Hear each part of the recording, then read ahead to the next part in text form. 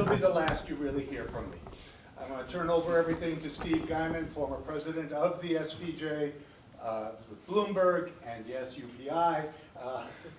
And I'm just going to turn everything over to Steve and begin our discussion. Thank you very much for being here. Dan, thanks very much. Good afternoon, everybody, and welcome to the Voice of America. I've lived in Washington for 34 years. This is the first time I've set foot in this building. And in that entire time, I've been a working journalist, but never made my way here. So thank you to the current directors, the former directors, for the time they're going to spend with us this afternoon. I'm using February 1st, 1942, as the date for the very first broadcast by the Voice of America. It originated from New York City, not Washington. It was beamed to Germany through London. There's some dispute about whether February 1st was the exact date, but if you spend enough time drilling down into the internet, you'll find examples of scripts from that day in German for that first broadcast. So welcome to Anniversary Day here at the Voice of America. And journalism has always been the center of what VOA does and does today, including on that first broadcast. Everywhere in this building, everywhere on the fact sheets, everywhere on the internet, these words are quoted from that very first broadcast. The news may be good, the news may be bad. We shall tell you the truth, which might have startled some people who were listening on the other side of the Atlantic in 1942. So VOA has been broadcasting for 82 years. I want to say that there may have been some thought about discontinuing it after World War II ended, but new challenges arose, new threats to the United States arose, and so VOA continued to broadcast during the Cold War and ever since. And now it's expanded to the position it is in today with more than 2,000 employees worldwide, a budget in excess of 800, the VOA budget is almost $300 million. The U.S. Agency for Global Media is approaching $800 million. And with us today is a very distinguished panel of people who have been director of the Voice of America, the current acting director of the Voice of America. I'll do brief introductions. Folks, if you want to add anything to what I have created for you, feel free to do so. To my left is Sanford J. Unger, known as Sandy. Sanford Unger was the director of the VOA under Bill Clinton for 2 years, 1999 to 2001. Currently, he's director of the Free Speech Project at Georgetown University and teaches undergraduate seminars on free speech at both Georgetown and Harvard College. As a journalist, he was a staff writer at the Washington Post, Washington editor of The Atlantic, managing editor of Foreign Policy, and co-host of All Things Considered on NPR. He was president of Goucher College near Baltimore for 13 years and dean of American University School of Communication from the 1980s through 1999. Next to him is Amanda Bennett, colleague of mine from Bloomberg. She was director appointed by Obama but served during almost all of the Trump administration through June of 2020. Right now, she is the Chief Executive Officer of the U.S. Agency for Global Media, which oversees VOA and other broadcast entities. Previously, she was an executive editor of Bloomberg News, editor of the Philadelphia Inquirer, the Herald Leader in Lexington, Kentucky, managing editor of the Oregonian in Portland, and a Wall Street Journal reporter for 23 years, including stints in Toronto and Beijing. I think Amanda's the only one who was not a broadcaster before she came to the VOA. David Ensor was director under Obama for 3 years, from 2011 to 2015. Right now, he's a communications consultant based in the Washington suburbs. He was director of the Project for Media and National Security at George Washington University and executive vice president for external affairs at the Atlantic Council, the Washington think tank. Before that, he spent more than 30 years as a correspondent for NPR, ABC, CNN, covering foreign affairs, the White House, and stationed in Moscow, Warsaw, and Rome. And finally, John Lippman is the acting director of the VOA since October 1st, so a newbie in the position. For almost a decade, he was at the VOA as deputy director, then acting director of programming, was acting general manager of Radio Television Marti based in Miami, and from the mid-70s through the 90s, he held TV management jobs in Washington State, California, including news director at CBS-owned KCBS in Los Angeles. I think I covered all the highlights. And worked for Univision, the Spanish language network, with 64 affiliates around the U.S. If I were to take all of your bios and all of your CVs, we'd be here all afternoon. So these are the highlights. Very distinguished, very accomplished panel of directors, journalists, and all of whom have worked here in one fashion, form, or another. And since the title of this program is at 80 years, 82 years, Legacy and the Future, I want to start with the two former directors who served in the 90s and early 2000s and in the teens, Sandy and David. What was the highlight of your term as director of the VOA? Oh, that's really hard, Steve. It was 2 years exactly, and it was just packed with highlights. I think the first thing that flashed in my mind when you used the word highlight was my trip to Bangladesh. I think it's now pretty much routine for directors to go to Bangladesh. But when I got here, Bangladesh was our second or third largest audience, and it was sort of hard to figure out because the stereotype of VOA from the Cold War days, the reality of VOA in the Cold War days was Eastern Europe, Russia, etc.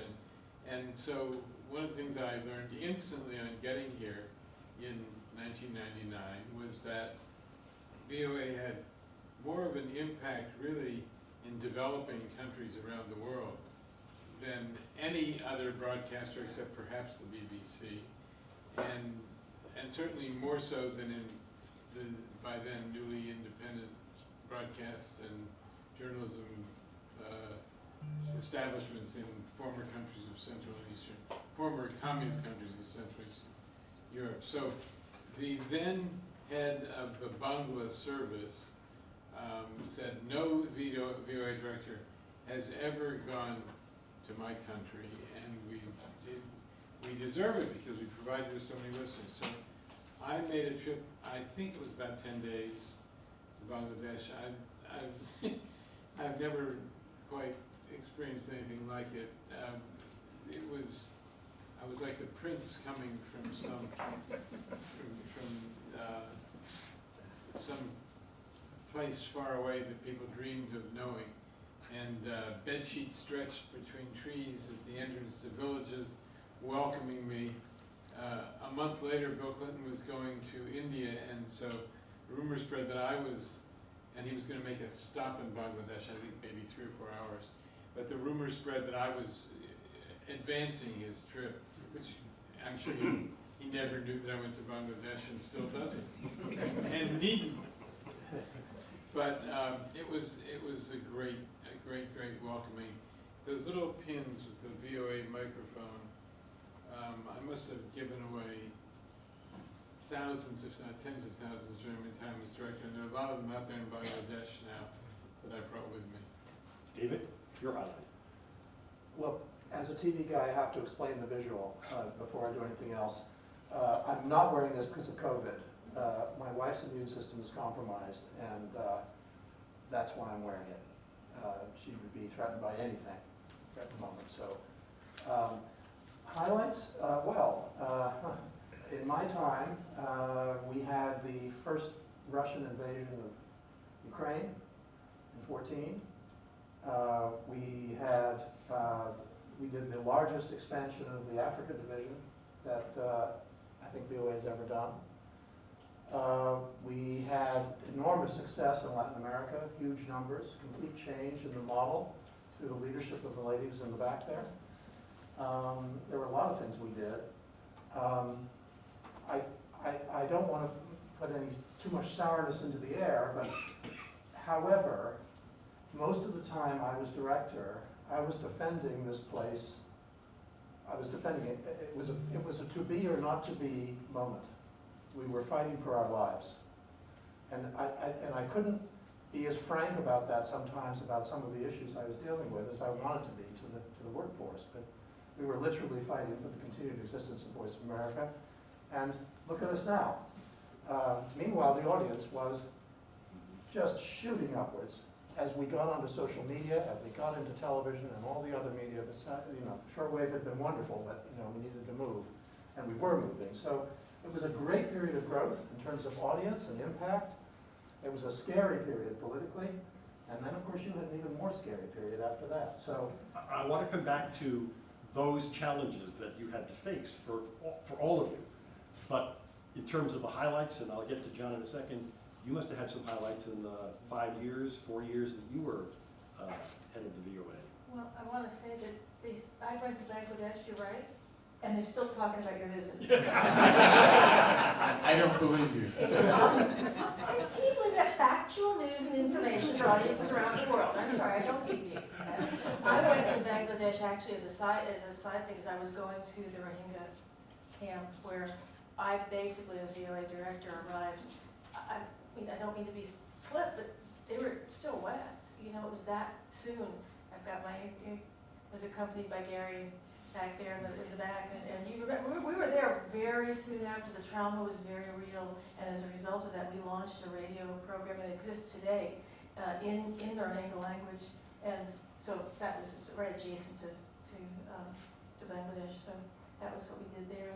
You know, I was a director of Voice of America, and I see so many of our friends back there. So I'm really glad to see all you guys again. Now I run the USAGM, which puts everything all together. So I now am responsible for all the broadcasters that come under our umbrella. And I also just want to say that I miss you guys a lot. I don't come down because I'm now on the other side of the firewall, and I think that's a good thing.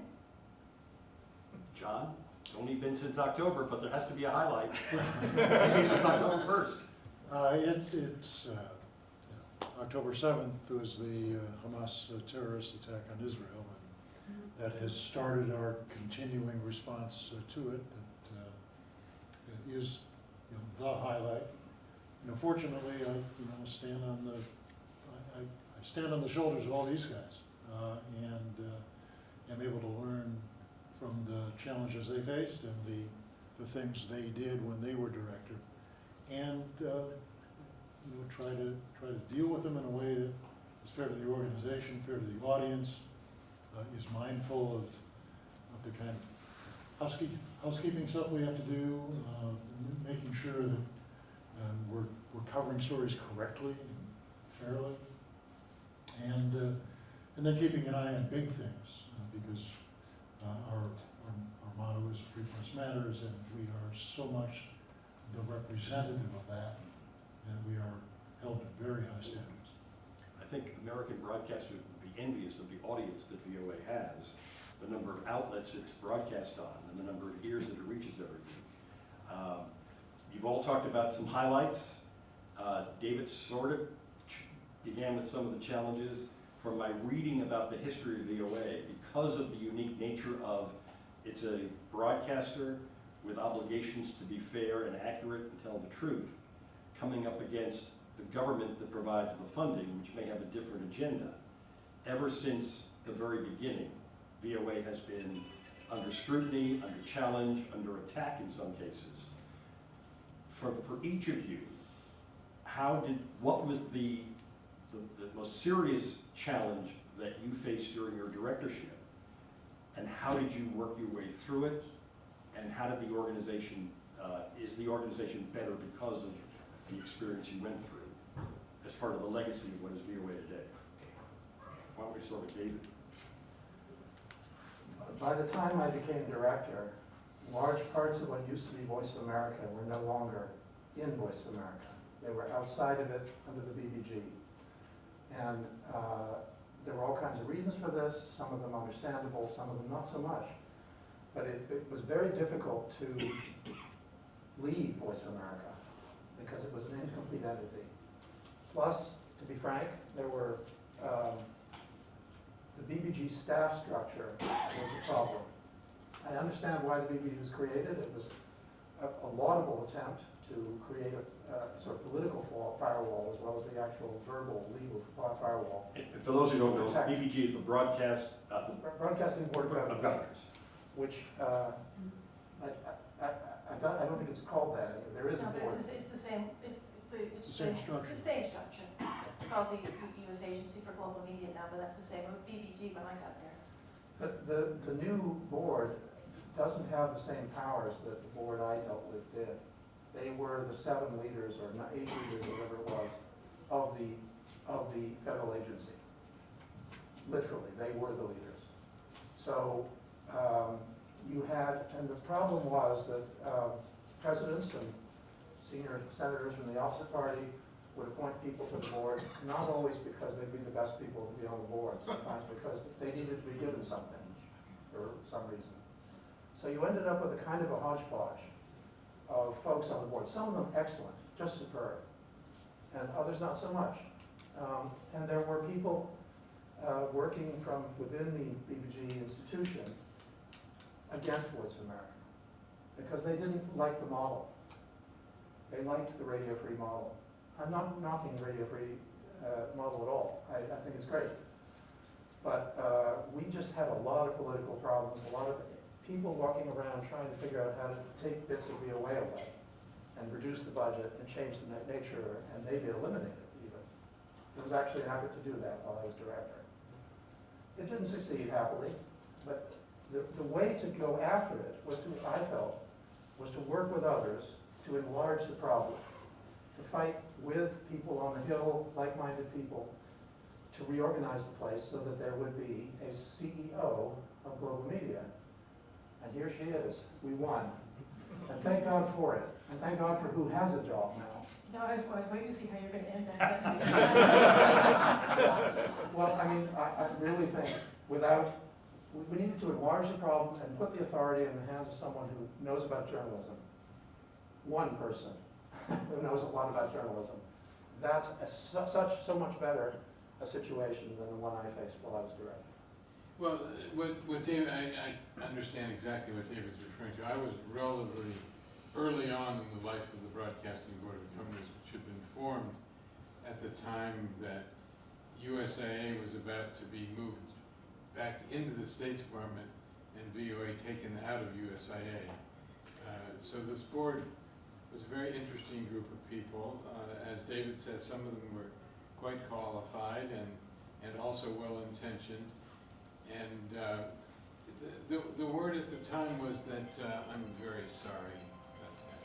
The word at the time was that people got named to the Board of Governors who didn't get ambassadorships. And I think there were a few for whom there was no embassy large enough or no embassy small enough. And so they ended up on the Board of Governors, and they did their best. Some of them liked to travel a lot, especially if they had children studying overseas when they were on the board. And it was an imperfect institution, but there was a lot of sincerity there. And those were times when there was a lot of competition with the other broadcasters. Fortunately, we were all friends, and we became better friends. We had to become friends. Other broadcasters within USIA or in? No, within, under the aegis of the Broadcasting Board of Governors. So Radio Free Europe, Okay. Radio Liberty, which by then was already one, Radio Free Asia, which few people may remember was created from legislation advanced by Joe Biden at the time, and the Office of Cuba Broadcasting. So I won't bother with any further description of it. But it was, so there was the board, which was a complicated thing. They met very often, and they asked a lot of good questions and some not so good. When they traveled, they did their own version of public opinion polls to see how many people were listening to VOA, and sometimes came back and told us that in a whole country there were not 10 people listening to VOA, which we knew wasn't true, but we had to be respectful. The other big challenge then was funding. The committees on Capitol Hill, especially the appropriations subcommittees, were a challenge. They didn't know very much about VOA. Radio Free Europe had famously moved from Munich to Prague at that time, shortly before I came to VOA, and the chair of one of the appropriations subcommittees, who was supposed to be our great friend and supporter, first time I met him, said, "Well, how is life in Prague, Mr. Alvier?" And there was no way he could have gotten to work every day without driving past the Voice of America on Independence Avenue. So there there were challenges, you know, and a lot of people just didn't understand what VOA was. And I'm afraid I think that's still true today, despite all this magnificent growth that we have all worked to create over the years. Amanda, you were in it for 4 years, longer than the rest of the guys we just met. And so listening to these, I realize how much I've learned from your experiences. You know, in particular, the whole experience of what was then BBG. I think I come in with the big advantage of having reported to it and seen what it does. And my entire goal, now that I'm at USAGM, which is the same thing that's now called USAGM, is to turn it back into a service organization. We're not important. The broadcasters are important. We need to shift all our energy to building and developing things that support the broadcasters. And that's period, end of story. We want to protect the journalism, help get the biggest budget we possibly can, and basically be of service to the broadcasters. You're the reason we exist, no other. And you know, talking about being beaten around politically, I don't think there's been any era where that hasn't happened. And I just came back from having a cup of coffee with the former head of BBC, the World Service, and BBC's fighting for its life right now. You know, they're really, and 2 years ago it was Deutsche Welle in Germany. They were under severe political pressure. I think that's the nature of the game when you're a free press.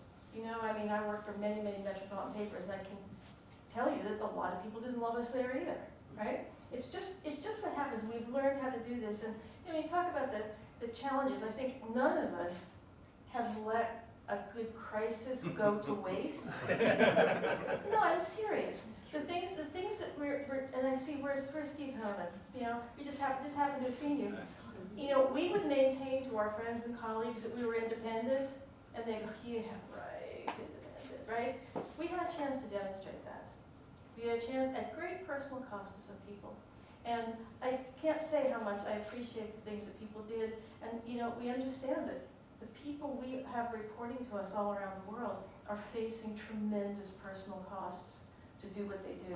And I think we owe them, you know, everything we can possibly give them and do for them. This may be a naive question in a place like Washington, D.C., where the politics changes on a regular basis.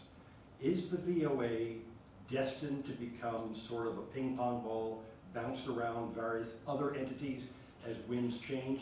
BBG, there was the USIA, you now have USAGM.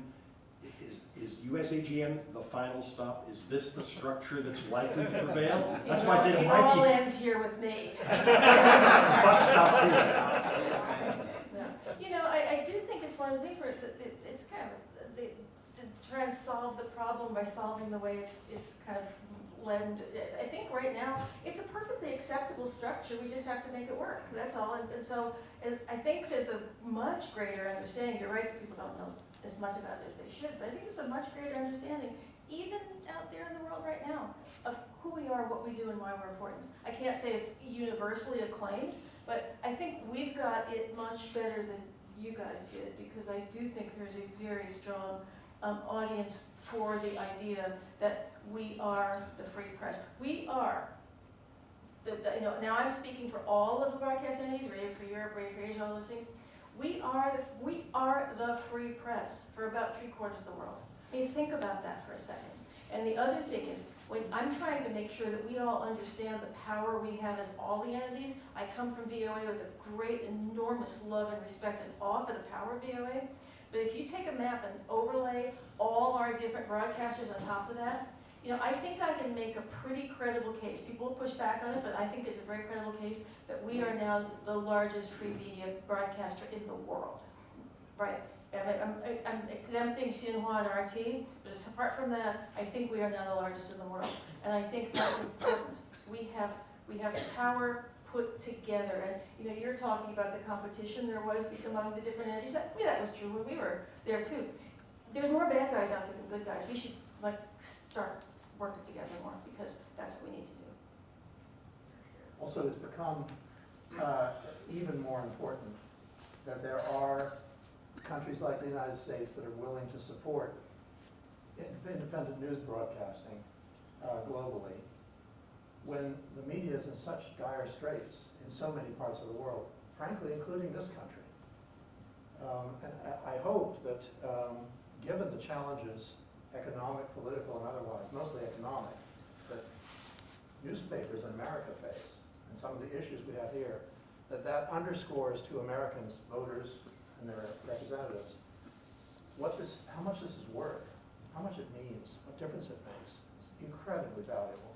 Is there a value to promoting the VOA within the United States? Something that VOA wasn't even available in the United States until fairly recently. Is there a value to making it more available to American listeners? I saw you raising your hand, but I got it first. You know, we used to, because. Greatest director VOA ever had. Didn't pay him enough for that. You know, the idea that we were not known in the United States because we are legally prohibited from broadcasting inside the United States for, I think, really good reasons. I think it's not a bad thing. But we used to mistakenly believe that we couldn't talk about ourselves inside the United States. And I say, you know, like every other federal agency, you know what? The taxpayers should be proud of what they're paying for. We should be telling them what they're paying for and what we're doing around the world and what we bring to the world, and what we contribute to America's, you know, vision around the world, to our safety, to our security, everything. Free press does all that. And the fact that I want to talk about who we are and what we do to as many audiences as possible. That doesn't mean we broadcast our content inside the United States. People can find it. That got changed so, you know, you can't block the internet out of your country. But that's not broadcasting inside the United States. That's telling the American taxpayers who are making it possible for me to broadcast in places, and for us to broadcast in places, that when no one else would do it, and they should know and be proud of what they're doing. Absolutely, and if I were still associated with this place in a formal way, I would say that the next 10 months are very, very important for the future life of VOA. And I would just be, and I'm sure Amanda's thought of all this long ahead of me, but I would be cultivating congressional staff in both houses, from both parties, and bringing them on tours and letting them see how wonderfully this place still operates, and because there is a strong possibility, without trying to be a predictor, there's a strong possibility that VOA in particular, but perhaps all of it, USAGM, will be under siege once again after the election in November. And I just think it's very important to prepare for that possibility now, because this country needs to know more about VOA in advance of the prospective crisis, rather than only during it. Can we talk about what happened in 2020, from June 2020 till January of 2021? How damaging was that period of time for VOA? Gentlemen? I guess I was the only one who was here then. It was a challenging time, but again, I'll default to the management issues. It was a challenging time because of the management of the way USGM managed the entities, communicated with the entities, and as you can see in the various independent reports that have been written, the failure to follow established federal and human rights rules in dealing with staff. You know, as a result, there was a lot of pressure on individuals.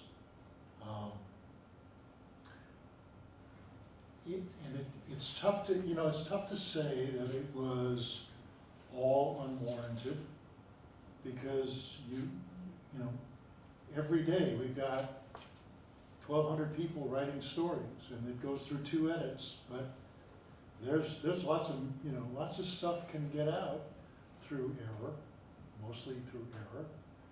And then we were frustrated because sometimes the communication, the rules were changing, were being changed for us after the fact. And you know, requiring a parallel structure when that might not have been a rule until they saw the story. Are those structures that were put in place after that period of time and all of the activities that were identified? And for those who may be not aware, this is Trump's appointee, Michael Pack, to run the U.S. Agency for Global Media. He ran it from June through the beginning of the Biden administration. Are the steps that were taken and the investigations that were pursued, have they left behind enough of a structure to prevent a repeat of that should circumstances change next year and beyond? It's a really good question. I don't have any idea. Yeah. You know what I would like to say is, you know, as the head of USAGM, which means all the entities, I'm doing what we all should be doing all the time, no matter what is up ahead, which is work to preserve and strengthen our independence, because our independence is what separates us from Xinhua and RT. It is the fundamental existential fact of our existence. So every day, no matter what we know is up ahead, we should be strengthening and practicing that independence. That's first. But the second thing is, you know, it's easy to kind of get caught in ourselves. We are facing an avalanche of information, misinformation, disinformation around the globe, coming from people who are far better funded than we are, far less committed to the truth than we are. So the other thing we have to do, that we're really committed to doing right now, is getting this agency ready, not to catch up with the past decade, but to get ourselves ready for the next decade. And there's a lot of stuff that needs to be done to do that. So those are two things that we've been focusing 100% of our effort on, because it doesn't matter what we see across the horizon. This has to be done anyway. I note that the strategic plan through 2026 did put a lot of emphasis on disinformation as the sort of main thrust of what the agency, what VOA needs to do. Explain how that's going to happen. You point out that the funding for our adversaries outside well exceeds what's available in this country. So what steps do you take? How do you confront that?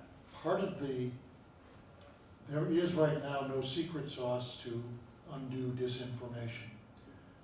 So we're attacking it in several different ways. One of we find sometimes when you do a big expose on this article is wrong and here's why it's wrong, as we do through Polygraph, our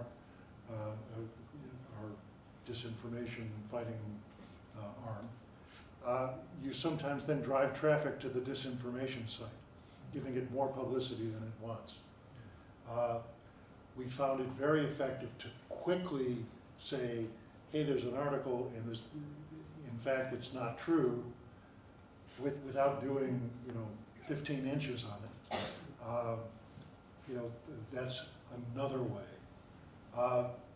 But as I said, there's no secret sauce, and people haven't cracked the code, and it's going to be, it's essentially training people to say if it sounds too good to be true, it probably isn't true.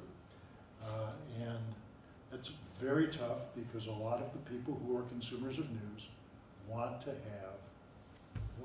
have their views validated, whether their views are this side or that side. And it puts USAGM, organizations like VOA, but any organization in a really tough spot. We're throwing resources at it, and that's one thing. We're trying to set our own, we're trying to establish the storyline ourselves, rather than have being reacting to how CCTV covers China. We want to position the a Biden Xi meeting rather than wait for them to do it. That's another way to do it. And it's also going to take publicity and the establishment of our reliable position as the people who are trying to tell the story fairly factually. and set the record straight with the audience in mind. And any other programs that VOA has rolling out in the next year to 5 years? I mean, we're talking about, your shortwave radio was your method of distribution 80 years ago. It's still part of your distribution, but at some point that will end. It's a special purpose part of our distribution. There are places in rural Africa that we can't reach except by shortwave. There are in Mali, we have an FM station in Mali, actually 4 FM stations in Mali, but the surrounding area is occupied by terrorists, and they've blown up the various towers. So we want the magic bullet like shortwave, where you can drop in and do a story, or give people the facts. The problem is that shortwave radios are not well distributed, and even our supplying shortwave radios, as we have done in Bangladesh, have hit walls because countries are increasingly controlling of media. And in Bangladesh, for example, we have 7,000 shortwave radios sitting in customs that the Bangladesh Media Authority allowed in, but that the Bangladesh security will not allow in. John, is that the one we had that was destined for the Rohingyas? Yes. I ordered those things. Because they're worried that secret messages will be communicated to the Rohingyas, and they'll all rise up, and or used without their control. So this is our reliance on the internet is a concern because it's blocked. Again, the more we can partner with and develop Starlink kinds of capabilities of getting in directly, the better. Starlink, which we love because it's two-way. It's not one-way. Because that's the other thing that's changed since shortwave. We're not giving one version in 20 languages. We're doing what is essentially local broadcasting, broadcasting to local audiences about the things that are important to them in the languages they speak at home. So that was what we did at Univision. That's what we're doing here, and have been doing it since David and Amanda and probably Sandy. I negotiated some of those FM contracts with African presidents who no longer are African presidents. But the stations are there, and they give us the ability to communicate without censorship. I remember I was thinking about, you said one happy memory. Mine was maybe in Mali. The rebels, the terrorists, I would call them, were coming from the north-south all of a sudden while I was director. The White House called a series of agencies, including ours, and called us to a meeting and said, "What are you going to do about this? You, what's your agency going to do?" So I said, we could do a local language service. We're only in French in Mali, and we could see about FM stations. There are some. Maybe the government's asking for help. Maybe they'll give us one. So typically they said, "So ordered." And I said, "The money?" No. Your problem. So we got money initially. I'm sorry to say, but you have to do what you have to do.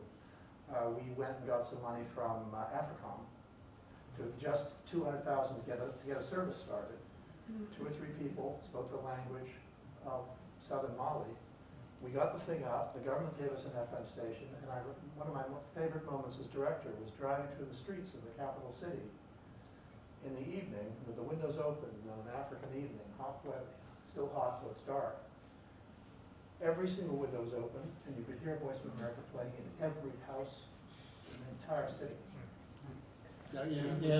And in Mali now, recent research, 36% of the population tunes in every week, which is big for a local station, and we're international.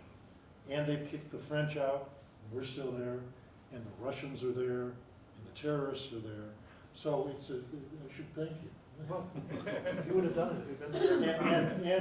And we're moving, we're doing television now on affiliates, providing video content. I mean, the VOA now, as it was then, we reach the audience every chance we get, and in every way we can. I'd like to open it up to the audience in a bit if anybody has a question.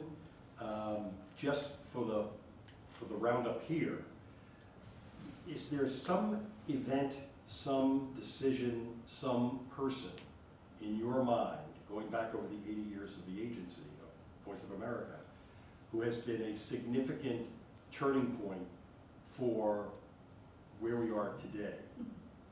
I've got a nominee. Present company excluded? Willis Conover, who broadcasts jazz around the world. He was never actually a VOA employee, he was a consultant.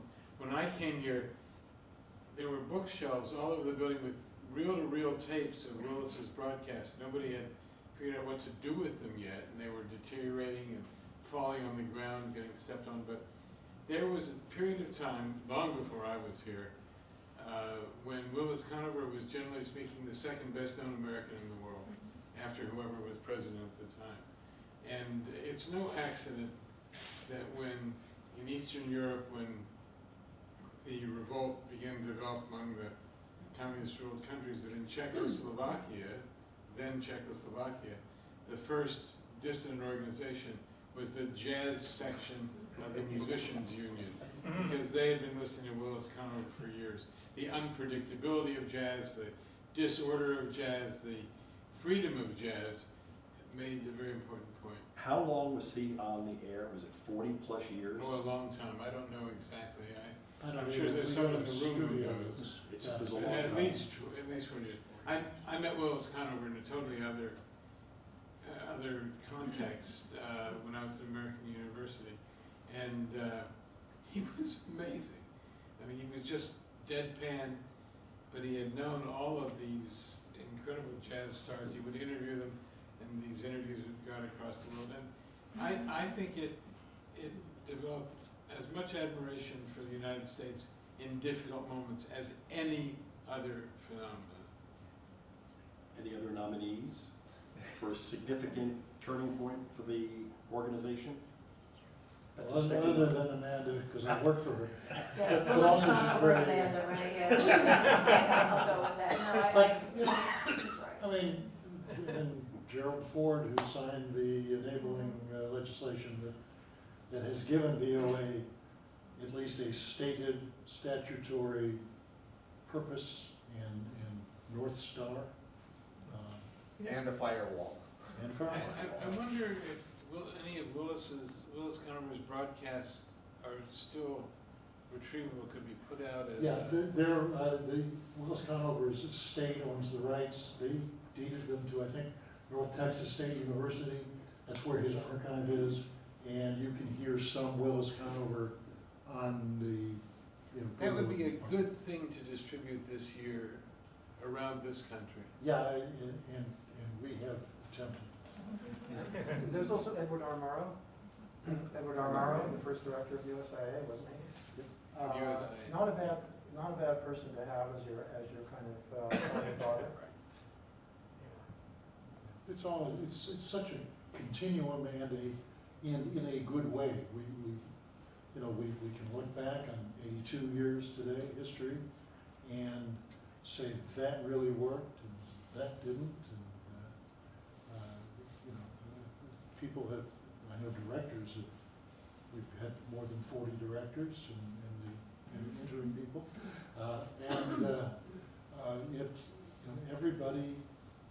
Everybody works off of what they have. I think, and I told Sandy, in my desk, I was given, as I took the job, a letter that you wrote to the BBG. I certainly didn't write it to my successor because, Yeah.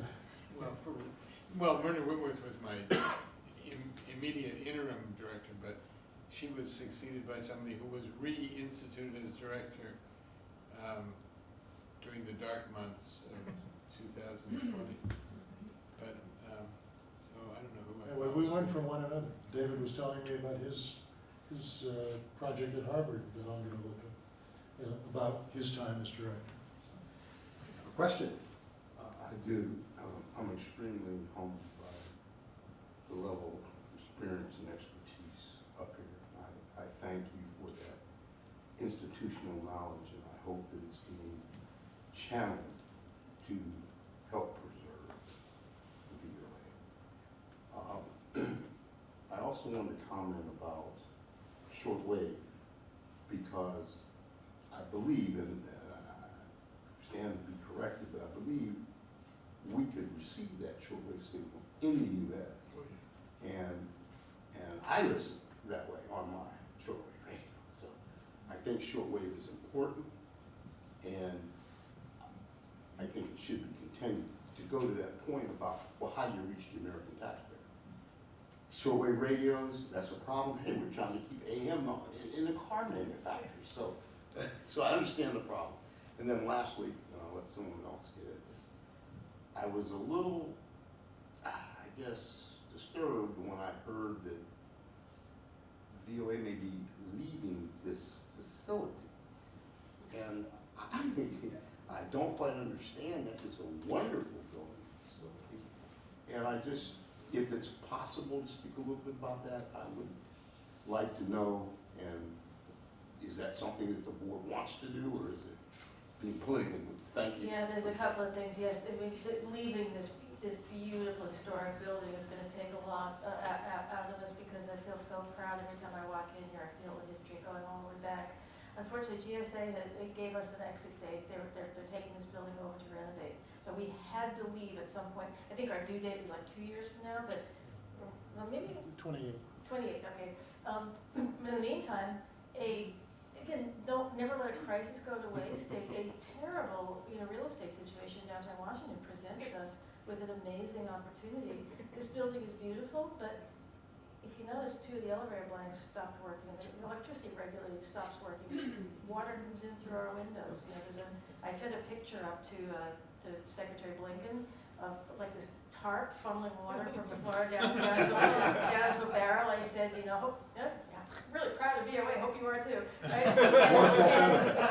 Waterfall sound effects. Yeah, but so it's a beautiful place. It's come to need TLC. GSA has asked us to leave so they can give it to TLC and give it to somebody else. And we are going to benefit from somebody else's misfortune to get a beautiful, wonderful building that is going to be much more suitable for international broadcasting, particularly in digital age. These thick walls they don't work that way. You can't get internet. You can't get your signal down the control studios, right? You can't.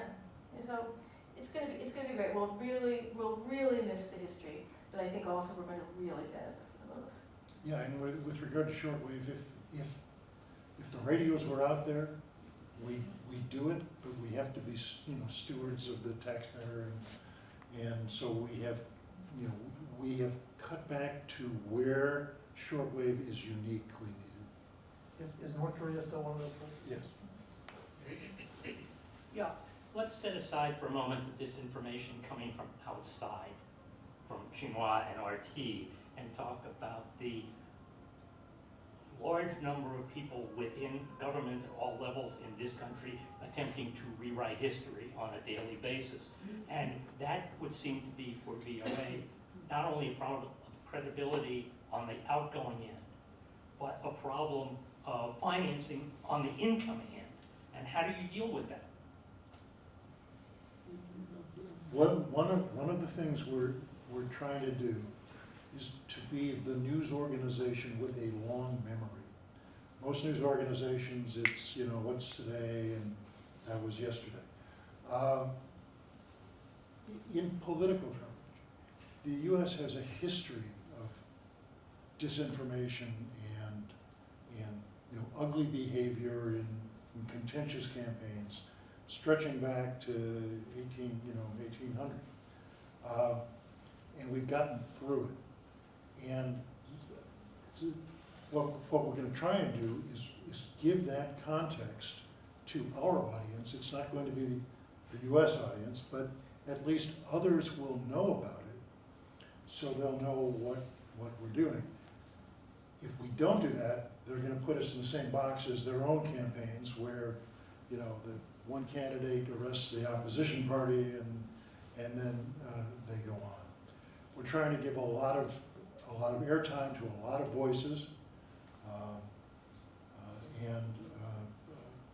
You know, again, in our coverage of the elections, to try to get past the PR guys and the spin to what is really going on. Now, these are aspirational goals, because there are more PR people than there are VOA journalists, for sure. But, you know, we want to do it, again, fairly, to provide context so people will understand, you know, what the country, what we're seeing in whatever country that we're in. Can I just add something to that too, even though I'm on the other side of the firewall and not directly involved in content? It's gonna sound hokey, but we are worried so much about disinformation around the world. I talk about this around the world too. Don't give up faith in the power of factual, believable, well-reported, responsible journalism. And I think our job is not just to push back on anything, but to make sure that people around the world have an alternative. And that's what I think. And I think in this all this talk about misinformation, I do think there's a little eroding of the idea that, you know, that this stuff is real. It's real. People believe it. It's valuable. And that's what we're going to do all over the world. It's got enormous power. We want to give people the whole picture, and we believe that is that's unique among most. Do you make a distinction in how you cover an election in France or Germany or South Africa and how you cover an election here? We've just picked 3 places we don't serve. So. Pakistan. Okay. Pakistan is having an election on the 8th, and we have been doing special programs that local broadcasters are not able to do politically because they are heavily regulated. But we're able to air them on local broadcasters with voices from around Pakistan that they don't cover. Women, minorities. We did a show a couple days ago, an hour from in Baluchistan, the south part of Afghanistan, at the Afghan border, which has been closed for the last 3 or 4 months in a dispute over refugees. They're trying to kick out all the Afghans from Pakistan. So that's a very topical, granular coverage. The U.S., you know, when we cover the U.S. for the world, they are less interested. They don't want to know the details. They just want, you know, red-haired guy good and, you know, bald guy bad or something like that. They just want cliff notes. And so what we want to do is provide them the details so there is nuance on both sides, you know, both parties. When we cover the election, when we cover the conventions, we'll talk about the differences between the party platforms. Nobody talks about the party platforms. You know, we think it's our job to talk about what parties stand for, and the role of minority parties in the United States. A very, a very big difference between our country and most countries. So, you know, we do it. It's different. If we were doing to a domestic U.S. audience, we'd be doing what we're doing in Pakistan. But you know, instead we are characterizing the U.S. for the people overseas. Let me say, Steve, that this is something this international political election cultural coverage is something that VOA has done so well for so many years. And, you know, it did eventually take some time to try to figure out why were Ethiopia, Nigeria, Bangladesh, 3 of the highest impact countries when I was director. And that was because, first of all, VOA was broadcasting Hausa, the language of northern Nigeria, which very few other people knew about. we were broadcasting at the time I was here in 3 Ethiopian languages. Still, And that was different from the rest of the world. And the reason Bangladesh was so devoted to VOA is that VOA covered its war of independence from Pakistan in 1972, when nobody else was paying attention. Long memories. Yeah, and so the belief and the credibility of VOA dated back to that period. And I mean, we were doing our best, but it wasn't just because we were such wonderful people that Bangladeshis were listening, is that they had known for 30, 40 years they could trust the Voice of America. Final comments, anybody? No, I'd like to ask another Okay. question. I'm a pretty simple guy, I Could you think. to the microphone?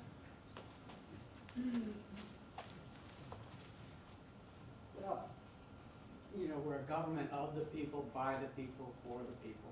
We're funded by the taxpayer. Why is it on my television set with 1,800 channels, don't I hear anything about VOA? You know, this is the biggest audience in the world. We're a nation of immigrants. Those immigrants have tremendous influence overseas, and all we want to do is tell the truth. And, you know, that's my question. It's a law. What's the law? And we have a president that has traditionally been a supporter of what we do. I was just an anecdote.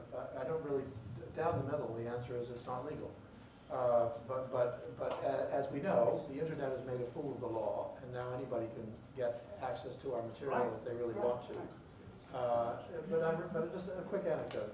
When I was director, a delegation came to see me from Minnesota of, must be Somali. yeah, Somalis, and they said, so we want the Somali service in Minnesota. Well, no can do, awful sorry. And they said, who says? Well, Congress has passed, I explained the law to them. They said, so which committee, which chairman? And, but before I left, I got word that we were to supply the Somali service to this and that and the other FM station in Minnesota. And there's been a law passed allowing this. So it's Swiss cheese, there are a determined Somali community in Minnesota already has it. Well,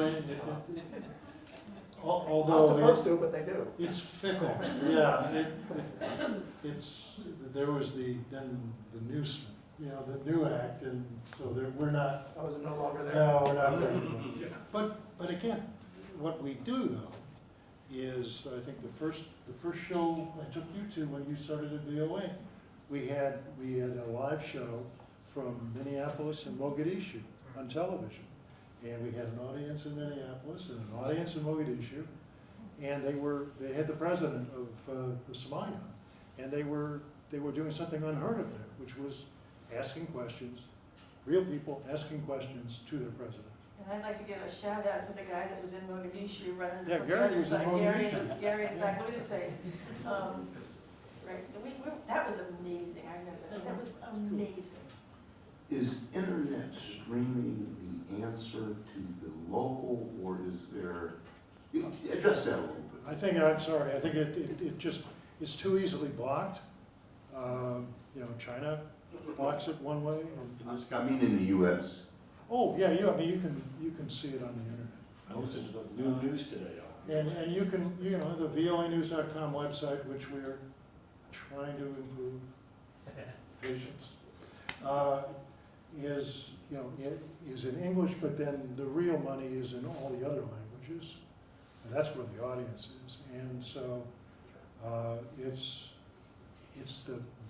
we're probably going to go to a homepage that has all the different languages on there as a checkerboard, and you'll get a sense for the depth of coverage, the different stories are being covered in different places by VOA, but all with the same principles in mind. It was, just a little quick story to tell. When we put VOA on the internet for the first time while I was director, and we had an internet desk, we took people from various services because we weren't allowed to have a separate internet service.